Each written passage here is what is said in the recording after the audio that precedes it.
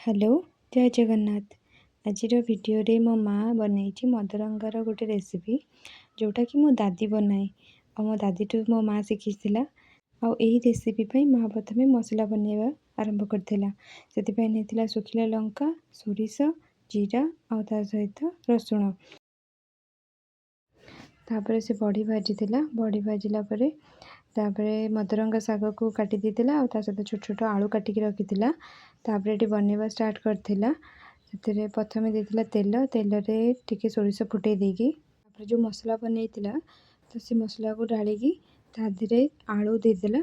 आलू और ता सहित जो बड़ी छणा हेकी थिला ताको भी सेतिर देला।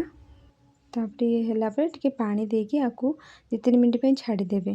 तापर मझे मझे चेक करथिबे कि मसलाटा हैला नहीं आ मसला हो गला परे सेतेरे शाग को दे देकी तापर 5 मिनट पे कि छाड़ देबे से हे जिवो। आ हमर भी प्रस्तुत हो गलानी मदरंगा शाग मसला दिया भजा। मो वीडियो देखथिबारु धन्यवाद।